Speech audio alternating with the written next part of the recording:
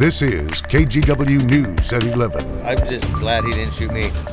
Yeah, van's not worth it.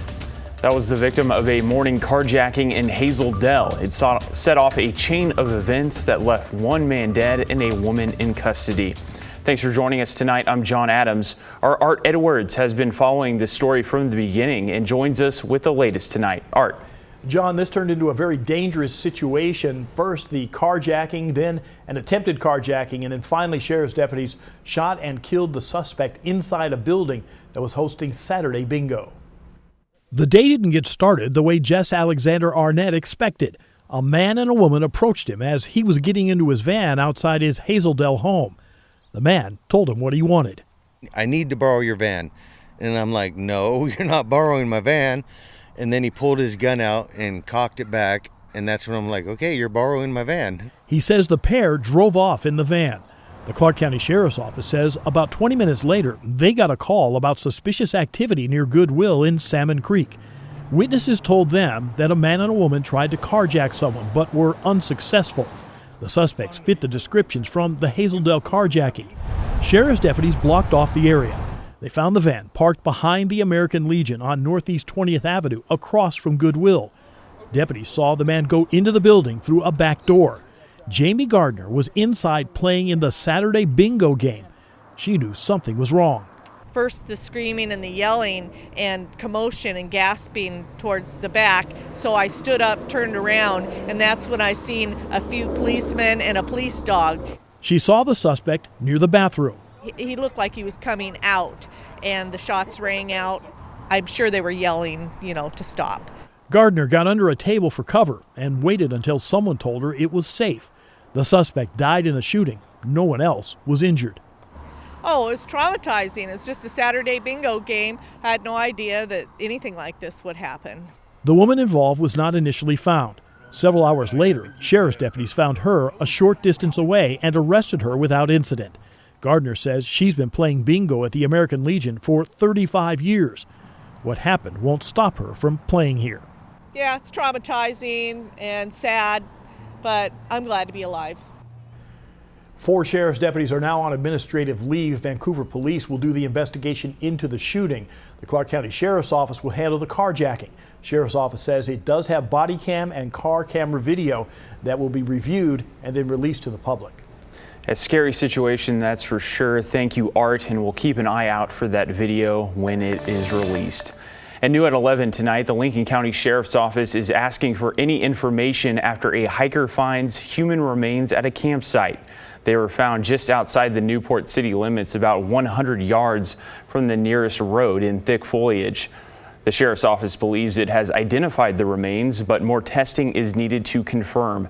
The remains appear to have been exposed to the elements for some time, and at this time, they don't believe this is a criminal incident. Oh, this is an amazing place. It's like heaven on earth. If you can just only look out the window and breathe some of this good air, it's a good life. What do you think about Portland? Amazingly fun. What would you want to say to people that are watching this at home that didn't get outside today? Oh man, call in sick. This is the time to do it. Well, we do not condone calling in sick here at KGW, but that's the reaction we got from people out enjoying today's weather at Mount Tabor and Laurelhurst Parks. And meteorologist Joe Ranieri joining us now. Sunday going to look just as good, Joe? It's going to look better. And let's not forget, a lot of us do have personal days in our PTO bank. So it's a personal day, so you can use it from wherever you want, right? No, tomorrow is going to look a little better. We're going to see a little bit more of that sunshine from a good portion of the morning and into the afternoon. Today, we saw a little bit of that filtered sunshine. Then we saw some of these clouds filter in for this low pressure system that started initially over in parts of California, bringing in a lot of showers up and down the California coastline. Now we're looking at those showers here the last few hours, bringing in some showers throughout the Bend and Redmond area, throughout Central Oregon, and into the central and southern part of the Willamette Valley. A good amount of rain has fallen from this system, and all these clouds really impacting folks Salem South. In terms of the metro area, we really haven't seen much in terms of precipitation, and that's going to be the case heading into tomorrow as well. But look at some of these amounts. Eugene, you've seen over 1/2 inch of rain. A lot of that from the heavy downpours from some of those thunderstorms. Over in Bend and Redmond, you've seen about 1/4 inch of rain. Right now, we're seeing a temperature temperature of 57 degrees, relatively warm out there. And as we look at the weather headlines, those showers and thunderstorms will continue into tomorrow morning, at least throughout the east side of the state. But a lot of us will be seeing a lot of sunshine heading into tomorrow. Temperatures close to 70 degrees, and then we'll see a bit of a cool down heading in the early part of the week. We'll talk more about that in just a few minutes. All right, Joe, thank you. Portland leaders are taking input from the community as they prepare for cuts to next year's city budget. Today was the second of 3 public listening sessions the city is hosting this month. Officials say money will be tight in the upcoming fiscal year. Among their top concerns is the Portland Fire Bureau. It currently faces an $11 million budget deficit. The city is considering cutting 8 to 10 frontline workers, closing a neighborhood fire station, and maintaining current staffing levels without new equipment. The local Firefighters Association says this will lead to slower response times and a less safe city. The fact that our population goes up, the need for services are growing up. Firefighters in the city of Portland, we're staying the same, and we're not asking for more. We're only asking to maintain our ability to protect lives and property. That's what we're asking for, not more, just maintain. At the same time, gun violence advocates are asking the city for more funds to help grassroots groups that focus on minority communities. The city is hosting another public listening session on Monday. The mayor will release proposed budget decisions on May the 3rd.